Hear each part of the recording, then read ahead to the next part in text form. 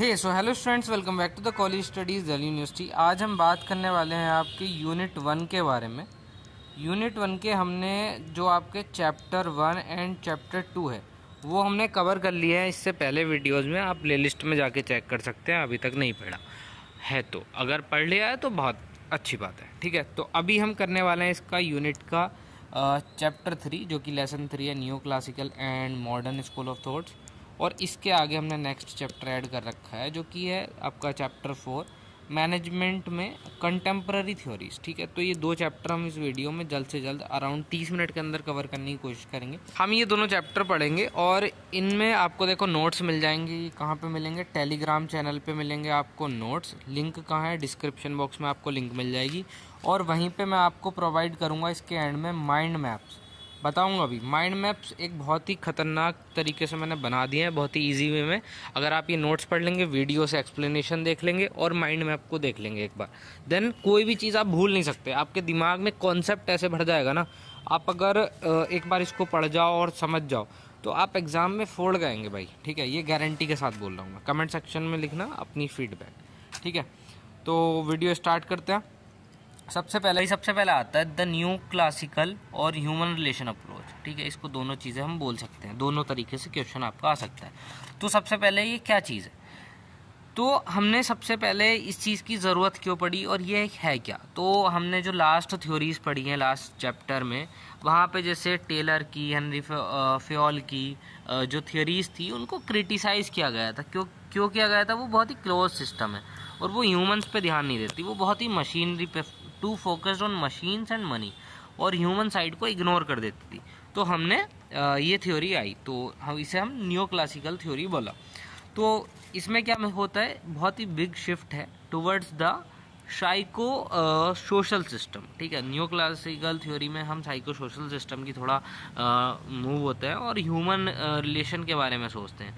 ठीक है, techno ecosystem को हम थोड़ा हटाते हैं। ठीक है, देन कोर बिलीफ्स क्या है इसके? वर्कर को जस्ट मतलब पैसा नहीं चाहिए। पैसा बोलते हैं ना, पैसा सब कुछ नहीं होता, तो वो वाली चीज़ यहाँ पे आ जाती है। तो वर्कर को सिर्फ पैसा नहीं चाहिए, हमें और भी लाइफ में क्या चाहिए। अगर आप वर्क प्लेस पे हो तो आपको क्या चाहिए? रिकॉग्निशन, कि अगर आप काम कर रहे हो तो आपका नाम सब जाने, आपको रेस्पेक्ट चाहिए, इज्जत चाहिए भाई को। ठीक है, और freedom to communicate, a sense of belongingness, और सोशल बीइंग्स मतलब बन के रहो, मतलब थोड़ा सोशल लाइफ भी होती है पैसे से बढ़ के। तो मोटिवेशन यहाँ से आता है। और इसमें की थिंकर कौन थे? जॉर्ज एल्टन मायो, जो कि फादर ऑफ ह्यूमन रिलेशन भी इनको बाद में कहा गया।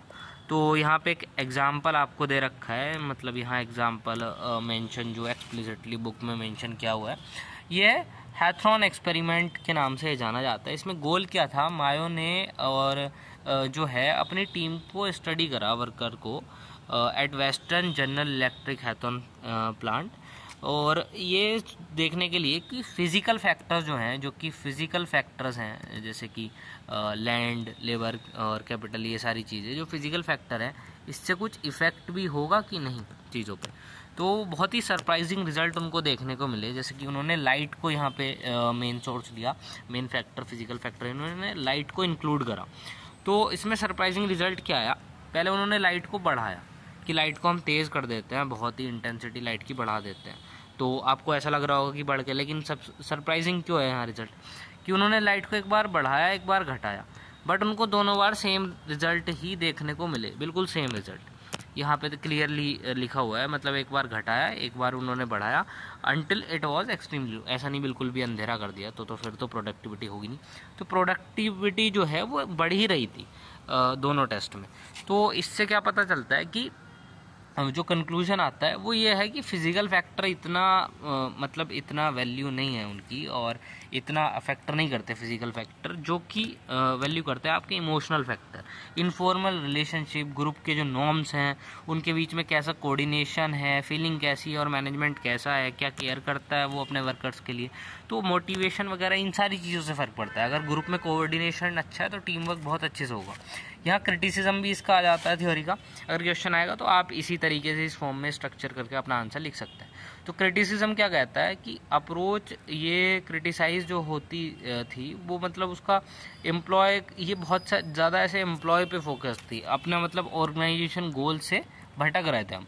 And it is also treated as organization as a close system, यहाँ ऑर्गेनाइजेशन को क्लोज सिस्टम लिया है। हेनरी और फ्योल ने क्या किया था, लास्ट चैप्टर्स में हमने जो पढ़ा, उन्होंने एम्प्लॉय के लिए बहुत ही क्लोज सिस्टम था, बट यहाँ ऑर्गेनाइजेशन के लिए है, तो यहाँ ये वाली प्रॉब्लम हो गई। देन आता है the modern school of thoughts. Modern school of thoughts में क्या नया आ गया ऐसा, तो उसमें पहले हम बात कर रहे थे क्लोज सिस्टम की, तो यहाँ जो है वो सिस्टम अब ओपन हो चुका है, ओपन सिस्टम है, ठीक है। तो अर्लियर थ्योरीज जो थी जैसे कि क्लासिकल और न्यू क्लासिकल थ्योरी, तो वो फेल्ड थी because they assume the organization as a close system. But modern theory में क्या हुआ, ऑर्गेनाइजेशन को ओपन सिस्टम की तरह देखा गया, और इनपुट्स जो है हम वहाँ इंटरनल फैक्टर्स इंक्लूड करते थे, बस इंटरनल, ठीक है। बट यहाँ एक्सटर्नल इन्वायरमेंट को भी हमने प्रोसेस में लिया और उनको प्रोसेस किया, और उससे आउटपुट जो मिले, और वो सारी चीज़ें हमने एक्सटर्नल इन्वायरमेंट से इंक्लूड की। तो यहाँ दो मॉडर्न मेजर थ्योरीज जो आती हैं, दो मेजर मॉडर्न थ्योरीज हैं, वो क्या है, एक है सिस्टम थ्योरी ऑफ मैनेजमेंट, दूसरा है कंटीजेंसी थ्योरी ऑफ मैनेजमेंट। तो ये दोनों थ्योरी को हम इस चैप्टर में पढ़ने वाले हैं, ठीक है। यहाँ से आराम से 9 मार्क्स का क्वेश्चन आपका पेपर में बन जाता है, तो इन दो चैप्टर से कोई भी 9 मार्क्स का क्वेश्चन या चॉइस में आ जाएगा, ठीक है। तो अच्छे से पढ़ लेंगे। सिस्टम थ्योरी क्या कहता है, सबसे पहले सिस्टम थ्योरी का आइडिया जो है वो बेसिकली क्या है कि ऑर्गेनाइजेशन जो है वो एक कॉम्प्लेक्स लिविंग ऑर्गेनिज्म की तरह है, और या फिर मशीन, बहुत ही कॉम्प्लेक्स मशीन है कोई, जैसे कंप्यूटर है या कोई भी और हार्डवेयर मशीनरी है, या फिर हमारा बॉडी का सिस्टम ही देख लो तुम, ठीक है, जो कि बहुत सारे इंटरकनेक्टेड सब पार्ट से बना है। बहुत ही छोटे छोटे छोटे छोटे पार्ट्स ऐसे मिलेंगे ना, तो ऐसे एक चेन बना लेते हैं, तो ऐसे ही ये सिस्टम बना हुआ है, ठीक है, जो कि मतलब दोनों के काम एक साथ करने से तभी हम अपने अचीव कर सकते हैं कॉमन गोल्स जो है, ठीक है। तो आप यहाँ ह्यूमन बॉडी का एनालॉजी का एग्जांपल ले सकते हैं। कैसे, आपकी जो बॉडी है उसमें एक सिस्टम बहुत सारे सब सिस्टम जैसे कि रेस्पिरेटरी और डाइजेस्टिव सिस्टम, ठीक है, तो इन सब चीज़ों के साथ जुड़ा हुआ है। मान लो आपका दिमाग काम कर रहा है, आपका यहाँ दिल काम कर रहा है, ओ ऐसा वाला दिल बना देता हूँ, आपका दिल काम कर रहा है, आपका डाइजेस्टिव सिस्टम काम कर रहा है, ये स्टमक बना दिया है, जैसा भी बना है, मजाक मत बनाना, ठीक है। तो अगर वो सारी चीज़ें बहुत ही ठीक काम कर रही हैं तभी तो आपकी बॉडी ठीक से काम कर पाएगी ना, ठीक है। The system are interdependent, independent नहीं है, इंटरडिपेंडेंट है, सब एक दूसरे के ऊपर डिपेंड है, ठीक है। अगर एक खराब हुआ, अगर एक की नैया डूबी तो दूसरे की भी नैया डूब जानी है, ठीक है। ये वैसी बात हो गई जैसे आप क्लास में चीटिंग करते हैं, अगर एक फेल हो रहा है तो दूसरा तुम्हारा जिगरी भी डूब जाएगा, ठीक है, तो दूसरे में भी दिक्कत आ जाती है, ठीक है। The system is adaptive, adaptive system बोले तो कि जैसी संगत वैसी रंगत, जैसी संगत है वैसी रंगत है। आपने जैसे कि आप बॉडी टेम्परेचर की बात ले लेते हैं, बॉडी अडेप्ट कर लेती है, जैसे कि वेदर में चेंजेस है, आप दिल्ली में होंगे तो आपने देखा होगा पिछले कुछ टाइम तक, हफ्तों तक बारिश रहेगी, थोड़ा ठंडा रहा, अब एकदम से गर्मी, फिर से बहुत ज़्यादा गर्मी हो रही है ना। कौन कौन दिल्ली से कमेंट सेक्शन में बताना, और क्या आप भी फील कर पा रहे हो बहुत ज़्यादा गर्मी है, कॉलेज जाने में प्रॉब्लम हो रही है कि नहीं, ठीक है, कमेंट सेक्शन में तुम बता सकते हो सारी चीज़ें भी। मेरिट्स क्या है, it is practical and help explain the working of large and complex organization. तो इसकी मेरिट यही है कि कॉम्प्लेक्स ऑर्गेनाइजेशन में भी काम करने में, क्योंकि सारी चीज़ें इंटरडिपेंडेंट है तो उसमें होता है, और ऑर्गेनाइजेशन को अवेयरनेस और रेस्पॉन्सिव होना एक्सटर्नल थ्रेट्स के लिए, अपॉर्चुनिटीज़ के लिए वो सिखाता है, ठीक है। लिमिटेशन इसमें क्या आ जाती है, ये बहुत ही स्पेसिफिक टूल और टेक्निक्स को फॉलो नहीं करता, बस ह्यूमन रिलेशन और ये सारी चीज़ों को वो कर देता है फॉर इम्प्रूविंग ऑर्गेनाइजेशनल फंक्शन, ये सारी मतलब टूल्स एंड टेक्निक्स का यहाँ कोई इंट्रोडक्शन नहीं दिया। देन एक थ्योरी हमने कंप्लीट कर ली बहुत ही आसानी से, ठीक है, इसको एलैबोरेट करके लिख देना तुम जो कहानी में बता रहा हूँ यहाँ, ठीक है। Then contingency theory, contingency theory में क्या आता है, आइडिया इसका क्या था, मतलब यहाँ भी कलेक्टिवली ही बात हो रही है, कोई single best style of management नहीं है, कि ऐसा नहीं है कि आप सब ये चीज़ को फॉलो कर लो तो आप अपने बिजनेस में सक्सेसफुली या अपने ऑर्गेनाइजेशन में सक्सेसफुली अपना कॉमन गोल अचीव कर लेंगे। तो एप्रोप्रिएट स्टाइल क्या है, ये डिपेंड करता है स्किल पे, किसकी, मैनेजर की, in the end the unique situation and circumstances, मतलब चीज़ों पे या सिचुएशन पे डिपेंड करता है, कैसा कब स्थिति है उस चीज़ पे डिपेंड करता है। तो यहाँ if and then approach use हो जाती है, जैसे हम सोचते हैं ना, अगर ऐसा हुआ तो मैं वैसा करूँगा, अगर तू ऐसे करेगी तो मैं वैसे करूँगा, ठीक है, आया वो मीम याद। If a certain situation occurs, जैसे कि if then a specific management response और स्टाइल शुड बी यूज। ठीक है, तो एग्जांपल इसमें क्या ले लेते हैं, अगर एक छोटा बिजनेस है, इफ़ बिजनेस इज स्मॉल, तो सोल ओनरशिप जो है वो सेंट्रलाइज्ड अथॉरिटी होगी, मतलब सिंगल बंदे के पास ही अथॉरिटी होगी। But if the business grow significantly then delegation and decentralization become necessary. अगर बिजनेस बड़ा है तो बड़ा डिसेंट्रलाइजेशन ऑफ पावर, ये सब चीज़ें चाहिए होंगी। की इनसाइट इसमें क्या जाता है, this theory is application based and pragmatic, it views management as a function of situation, मतलब सिचुएशन के बेस पे डिपेंड करती है। इसका क्रिटिसिज्म भी यहाँ पे गिवन है। क्रिटिसिज्म क्या है, ये बहुत ही कॉम्प्लेक्स और बहुत ही वेग है कि पेपर्स में है, फिजिकल वर्ड में इतना प्रैक्टिकल नहीं है, इम्प्रैक्टिकल हो जाते। It is also seen as reactive theory, कि अगर कोई सिचुएशन ऐसे हो रही है तो उस पर तुम रिएक्ट कैसे करते हो। ठीक है, तो बस यहाँ ये इसका क्रिटिसिज्म दे दिया। फ्लो चार्ट में वही चीज़ें मैंने टेबल में यहाँ डाल दी है, न्यू क्लासिकल, मॉडर्न कंटीजेंसी, ये आप नोट्स में पढ़ सकते हैं। ठीक है, टेलीग्राम चैनल पे नोट्स मिलेंगे। तो हमने चैप्टर 3 अपना कंप्लीट कर लिया। चैप्टर 4 भी बहुत छोटा सा है, कंटेम्प्रेरी थ्योरीज। इसमें क्या आता है, मैनेजमेंट बाय ऑब्जेक्टिव, ये सबसे मेन टॉपिक है। MBO आपके टेस्ट वगैरह हो रहे होंगे कॉलेजेस में, या फिर आप कहीं भी PYQ वगैरह देखेंगे, MBO का क्वेश्चन आपको रखा हुआ मिल जाएगा। इसे दिया किसने था, प्रपोज किसने किया, पीटर ड्रकर। डेफिनेशन इसकी क्या है, ये एक टेक्निक है जहाँ मैनेजमेंट फोकस करता है जैसे कि सेटिंग चीज़ों की और स्पेसिफिक गोल्स को फुलफिल करता है, कि छोटे छोटे हमने गोल्स बना लिए एक बड़ा गोल पूरा करने के लिए। ठीक है, तो MBO एक प्रोसेस है पूरा। तो MBO को आप मैनेजमेंट बाय ऑब्जेक्टिव करके इसकी फुल फॉर्म लिखेंगे। देन इसके बारे में थोड़ी चीज़ें एक्सप्लेन करेंगे कि हमें ऑब्जेक्टिव के लिए जाना है, कॉमन ऑब्जेक्टिव पूरा करना है, स्पेशल उसके लिए जो हमने डेफिनेशन डिस्कस करी वो डालेंगे। देन मैनेजमेंट प्रोसेस कैसा है, स्मार्ट, एक ही फॉर्मूला है स्मार्ट। ठीक है, तो हमने इसको अलग अलग लिख लिया ऐसे, स्मार्ट। ठीक है, तो S4 क्या है, M4 क्या है, वो डिस्कस कर लेते हैं। S से स्पेसिफिक, क्लियरली डिफाइंड गोल्स होने चाहिए तुम्हारे पास, कि स्पेसिफिकली ये है हमारा, क्लियर है बिल्कुल, मेजरेबल, कि जिसको क्वांटिटेटिवली मेजर कर सके, कि हम 10% ये चीज़ करने हैं, 90% हमें प्रोडक्टिविटी इंक्रीज़ करनी है, ऐसे करके। अचीवेबल, कि अचीव हो सकें। ऐसा नहीं कि आप ये बोलने लगो कि हम कुछ चीज़ें, मतलब बहुत ही वेग चीज़ें आपने इंक्लूड कर ली, कि मैं तो एक साल में ना 400 गुना अपना प्रॉफिट या टर्नओवर करने वाला हूँ। ऐसा मतलब पॉसिबल है ही नहीं, बहुत ही वेग हो गई ये स्टेटमेंट। रिलेवेंट होना चाहिए, मतलब रिलेटेड टू की एरियाज। ऐसा कि आपका धंधा है तो है ब्रश बनाने का, बट अब बात कर रहे हैं कि मैं एक्टर हायर करूँगा एंड मेरी मूवी 200 करोड़ प्लस जाएगी। तो ऐसा कुछ भी फालतू इररिलेवेंट नहीं होनी चाहिए, और टाइम बाउंड होना चाहिए, कि मैं एक साल के अंदर, अंडर द 1 ईयर, मैं ये चीज़ अचीव करूँगा, 10% की ग्रोथ मैं अपने बिजनेस में अचीव करके मानूंगा। तो ये चीज़ होनी चाहिए। जैसे एग्जांपल, नॉन स्मार्ट गोल, मतलब स्मार्ट गोल कब नहीं होगा, कि मुझे सेल्स इंक्रीज़ करनी है, ये तो बहुत छोटी सी बात बोल दी। स्मार्ट गोल क्या होगा, कि इंक्रीज़ करनी है एनुअल सेल्स, मतलब कि 12 महीने की सेल, डिवीजन A बाय कितने % से 10%। तो इसमें सारी चीज़ें आ गई in the next quarter, time bound वगैरह सब कुछ हो गई।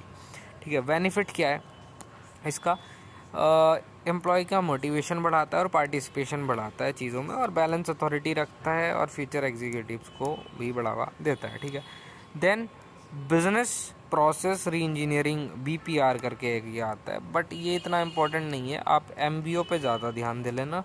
ठीक है, मैं अब भी बता रहा हूँ, नोट्स पढ़ लेना, बाकी माइंड मैप। तो बिजनेस प्रोसेस री इंजीनियरिंग, जैसे कि आपको नाम से ही समझ आ रहा है कि हमने बिजनेस के कोई भी प्रोसेस कर रहे हैं तो हम उसको री इंजीनियरिंग कर रहे हैं। री इंजीनियरिंग किस चीज़ की, किसी भी प्रोडक्ट की हो सकती है, फ़ोन की हो सकती है, ईयरबड्स की हो सकती है।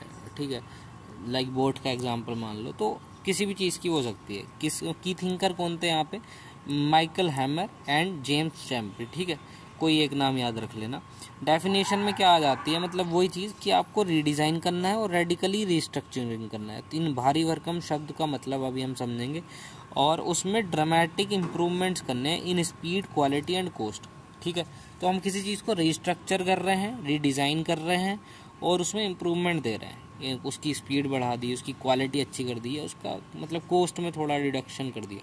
तो ये चीज़ें आती हैं। की प्रिंसिपल जैसे कि फंडामेंटल रीथिंकिंग, कि हम फिर से सोचेंगे कि हमारे ओल्ड मेथड्स जो हैं हम क्यों कर रहे हैं और मतलब क्या ये ठीक है या नहीं। Then radical redesign, radical redesign में क्या होता है कि old ways to fix the root cause of deficiency. किसी चीज़ में कोई प्रॉब्लम आ रही, मान लो बैटरी का इशू है किसी फ़ोन में, तो हम देखेंगे उसकी डिफिशिएंसी कहाँ है, क्या लिथियम में कोई प्रॉब्लम है, मतलब जो भी इंजीनियरिंग उसकी हो अंदर की, ठीक है। ड्रामेटिक इम्प्रूवमेंट, ड्रामेटिक इम्प्रूवमेंट क्या होता है, ब्रेक थ्रू इनोवेशन, मतलब कि हमने एक ऐसी इनोवेशन कर दी, हमने कॉस्ट बहुत कट कर दी और कोई छोटा स्टेप नहीं लिया, बहुत ही बड़ा स्टेप ले लिया हमने, एंड परमानेंट कॉस्ट रिडक्शन, ठीक है। देन इसका फोकस क्या होता है कि इसका फोकस जो है बीपीआर लुक्स एट एंटायर की प्रोसेस, पूरे प्रोसेस पे ध्यान देता है। सिस्टमेटिक सेट ऑफ एक्टिविटी, जैसे कि कस्टमर ऑर्डर पे ध्यान देगा, प्रोसेसिंग ऑनलाइन स्टोर पे, फिर उसको अलग अलग ग्रुप्स में ऐसे डिवाइड कर देगा, ठीक है, मल्टीपल टास्क में, ठीक है। तो क्लासिकल अप्रोच ऐसे करके फॉलो करता है। देन पोर्टर के 5 प्रोसेस फ्रेमवर्क, ये थोड़ा इंपॉर्टेंट हो जाता है, याद रख सकते हो। की थिंकर इसमें माइकल पोर्टर आ जाते हैं। इसमें क्या है, आपका अट्रैक्टिवनेस और स्ट्रक्चर करना एक इंडस्ट्री को, ये आपका मेन पर्पस है यहाँ पे। फ्लो चार्ट में मैंने यहाँ 5 चीज़ें लिख दी हैं, इसको लंबा करके लिख देना। जैसे कि threat of new entrants, new entrants मतलब कि जो नए प्लेयर आ रहे हैं उनके लिए कितना हार्ड होता है, how hard are the entry barriers, मतलब कि एंट्री बैरियर्स कोई जैसे कि किसी की फंडिंग की इशू हो सकती है, मार्केट इशू हो सकता है, तो उनके लिए क्या क्या थ्रेट्स हैं, वो सारी चीज़ें आपको देखना है 5 फोर्सेस में। राइवलरी अमंग एग्जिस्टिंग कॉम्पिटिटर, जैसे पेप्सी एंड कोका कोला के बीच में कोई भी राइवलरी आ रहा है और एग्जिस्टिंग कंपटीशन है इन दोनों के बीच में। Then threat of substitute product और सर्विसेज, जैसे कि टी और कॉफ़ी सब्सटीट्यूट हो गया। Then bargaining power of buyers, जैसे कि यहाँ powerful buyers demand big discount और लोअरिंग प्रॉफिटेबिलिटी। और बार्गेनिंग पावर ऑफ सप्लायर, जैसे कि सप्लायर मतलब इनपुट प्राइस थोड़ा बढ़ा सकते हैं वो बार्गेनिंग करके कि हम जी नहीं, हम तो ज़्यादा में ही देंगे अपना माल। Then bottom of pyramid theory, जिसमें जो कि की थिंक करते वो थे CK Prahalad. Bottom of pyramid theory क्या होती है, जैसे कि मैं आपको एक अच्छा सा एग्जांपल लेके यहाँ बताऊँ, थोड़ा सा डायग्राम से बताता हूँ मैं आपको यहाँ। तो बॉटम ऑफ पिरामिड थ्योरी में एक हमने ना पिरामिड बना लिया है ये, ठीक है। इसमें अब हमने 3 चीज़ें ऐसे डिवाइड कर दी हैं। तो हमने ना बॉटम ले लिया है कि बॉटम में आ गए वो लोग जो कि 500 से 1000 रुपये की शर्ट अफोर्ड कर सकते हैं। ये आ गए 1000 से 5000 5K, और ये 5K से साफ 50K तक अफोर्ड कर सकते हैं शर्ट, ठीक है। तो बॉटम ऑफ पिरामिड में हमारे पास स्पेस ज़्यादा है कि बहुत ज़्यादा लोग होंगे ऐसे। फिर 1000 से 5000 की शर्ट लेने वाले बहुत ऐसे थोड़ा कम हो गया ये, और ये और उससे भी कम हो गया कि ये बहुत क्रीमी लेयर के लोग हो गए। तो हम ऐसे लेयर बनाते हैं इसमें, ऐसे ही अभी हम इसको ध्यान से डिस्कस करते हैं, आपको एक बेसिक आइडिया लग गया होगा, ठीक है। तो इसका कॉन्सेप्ट क्या है, the global market is a pyramid. Top section में रिच पीपल आएंगे बट इज़ स्मॉल, जो कि एक छोटा है, but receive the most attention from the global companies, ठीक है, हाई मार्जिन देंगे। फिर बॉटम ऑफ पिरामिड जो है वो कंसिस्ट करता है maximum number of people poorest, मतलब कि 2/3 बहुत ही नीचे, जिनकी मतलब बहुत कम वेल्थ है और जो कि बहुत ज़्यादा लोग हैं, और वाइड मार्केट। तो मैंने आपको डायग्राम जैसा बताया सेम वैसा ही ये लैंग्वेज को डायग्राम में थिंक कर लो एक बार, ठीक है। देन इनसाइड क्या है, focusing on BOP allow the mass selling and distribution. अगर आप ये हमने डायग्राम बनाया था ना, अगर आप इस चीज़ पे ध्यान दोगे ना तो आप मार्केट का सबसे बड़ा हिस्सा ग्रैब कर रहे हो। इस भी चीज़ पे ध्यान दे रहा हो तो आप छोटा हिस्सा ग्रैब कर रहे हो। जैसे कि रेडमी को लोगे, रेडमी जो है वो यहाँ ध्यान दे रही है, और आईफोन किस पे ध्यान दे रहा है, आईफोन यहाँ ध्यान देता है क्रीमी लेयर पे, बहुत तगड़े मार्जिन्स और हाई प्राइस सेट करके 1 लाख 1.5 लाख शुरू में जब। देन एग्जाम्पल इसमें एक यहाँ ये आ जाता है Nokia successfully targeted the market by, मतलब चीप उसने फ़ोन्स दिए, चीप प्राइस पे फ़ोन्स दिए, क्वालिटी फ़ोन्स दिए जो कि 500 रुपये से स्टार्ट होते थे, एक समय की बात थी, ठीक है। और वो लोकल लैंग्वेज की पैड्स भी सपोर्ट करते थे। ड्यूरेबल कंस्ट्रक्शन आपने देखे होंगे बहुत टेस्ट, 1000 फीट टेस्ट देखना नोकिया वाले, ठीक है। Long battery life and meet the specific needs of the segment, ठीक है। तो ये इसका एग्जाम्पल हो गया। देन लर्निंग ऑर्गेनाइजेशन में ये थ्योरीज कुछ आ गई हैं, आप ये पढ़ सकते हैं, ठीक है, ये पढ़ लेना आप नोट्स से, note so much important. Emerging challenges क्या हो सकते हैं? वर्क फोर्स डाइवर्सिटी, मतलब बहुत अलग अलग चीज़ें लोग हैं, कल्चर अलग है लोगों का, रिलीजन अलग है, जेंडर अलग है, ठीक है, लैंग्वेज वगैरह काफ़ी सारे वेरियर्स वगैरह होते हैं, ठीक है। जैसे कि एग्जांपल यहाँ दे रखा है, गोदरेज जो है वो अपना प्रोजेक्ट रेनवो स्टार्ट करने के लिए उसने हायर किया LGBTQ मेंबर्स। उनका देखा होगा ना आपने, फ्लैग रेनबो के उसका होता है, तो एम्फेसाइज करता है इंक्लूजन की, हम काफ़ी सारे लोगों को ऐसे इंक्लूड कर रहे हैं। कॉर्पोरेट सोशल रिस्पॉन्सिबिलिटी, CSR बड़ी ही अच्छी चीज़ है। Companies most look beyond just profit, ठीक है, वो प्रॉफिट से नीचे जो बॉटम लाइन है ना उसका भी ध्यान रखती है और कंसिडर करती है triple bottom line. Triple bottom line में क्या आता है? Profit, people and planet. Planet में मतलब वो इको फ्रेंडली रहती हैं कि अपनी अर्थ का भी ध्यान रखना है। पीपल मतलब इंक्लूजन, वहाँ के लोगों को, जहाँ कंपनी प्लांट सेटअप करा कहीं ग्रामीण क्षेत्र में या, तो वहाँ के लोगों को रोजगार, एम्प्लॉयमेंट देना। और प्रॉफिट, अपना प्रॉफिट भी तो करना ही है ना, धंधा तो तभी चलेगा, ठीक है। एग्जाम्पल यहाँ भी दे रखा है, इन्फोसिस लिमिटेड रन करती है Infosys foundation for social development projects like disaster management, relief और वाटर बॉडी रिस्टोरेशन। तो कुछ परसेंट, अप्रॉक्स 5% यहाँ बड़ी कंपनीज के लिए सेट होता है कि वो CSR में अपना इन्वेस्टमेंट करे, ठीक है। तो हमने ये पूरा यूनिट कंप्लीट कर दिया है। तो गाइज हमने अपना यूनिट 1 जो है, यूनिट 1 कंप्लीट कर लिया है। इसका चैप्टर 1, 2, 3 एंड 4, ये चारों चैप्टर मैंने कंप्लीट कर दिए हैं। आपके डिफरेंट बुक्स में 3 चैप्टर भी हो सकते हैं, मिक्स करके दे रखे हूँ, और सोल की बुक में शायद 4 ही चैप्टर होंगे, तो ये सोल और रेगुलर वाले दोनों के लिए वीडियो थी। हाँ, अभी हमने माइंड मैप और डिस्कस करना, तो अभी मैं आपको माइंड मैप दिखा देता हूँ, आप टेलीग्राम चैनल से वो डाउनलोड कर लेना, ठीक है। तो अब हम माइंड मैप देखते हैं। तो अभी हमने कुछ ऐसा ये माइंड मैप आपके लिए बनाया है। अब माइंड मैप ये हम आपको जूम करके दिखाते हैं क्या इसमें चीज़ें होने वाली है, ठीक है। थोड़ा और जूम कर लेते हैं। तो ये सबसे पहले लिखा हुआ है मैनेजमेंट प्रिंसिपल एंड एप्लीकेशन, आपका जो पूरा सब्जेक्ट है। देन उस पर हम नेक्स्ट पे जाते हैं, तो हमने इसको 2 हिस्सों में डाल दिया, कंटेम्प्रेरी कॉन्सेप्ट टेक्निक्स, और यहाँ पे सारे चैप्टर्स ऐसे आपको खुले हुए दिख जाएंगे। यूनिट 1 ये खुली हुई दिख जाएगी। School of thoughts of management, ये वाला हम इस पे ध्यान दे रहे हैं अभी, ये हम, तो इसमें क्लासिकल अप्रोच जो थी हमने वो पढ़ ली थी। देन इसके अंदर न्यू क्लासिकल हमने अभी पढ़ा, न्यू क्लासिकल में क्रिटिसिज्म पढ़ लिया है हमने। देन हैथरॉन एक्सपेरिमेंट पढ़ लिया और motivation by socio cycle needs पढ़ लिया, ठीक है। देन नेक्स्ट में सिस्टम थ्योरी, कंटीजेंसी थ्योरी, ये आ गया। देन नीचे वाली जो चीज़ थी कंटेम्प्रेरी कॉन्सेप्ट और टेक्निक्स, इसमें हमने MBO देखा, BPRO देखा, और लर्निंग ऑर्गेनाइजेशन, और मतलब जो पोर्टर के 5 फोर्सेस थे, तो वो सारे देखे। तो ये सारे माइंड मैप में इंक्लूडेड है, और ये सेक्शन मैंने ओपन नहीं करे, सिस्टम थ्योरी और कंटीजेंसी थ्योरी, ये भी आपको ओपन करके दिख जाएगा, ठीक है। तो आप माइंड मैप जो है वो टेलीग्राम चैनल से डाउनलोड कर लेना, और चैनल को अभी सब्सक्राइब कर देना अगर चैनल पे नया हो तो, और लाइक करो, और अपने क्लास वगैरह में शेयर करो दोस्तों के साथ, ठीक है। Thanks for watching, have a nice day, आपके एग्ज़ाम अच्छे जाए, होप।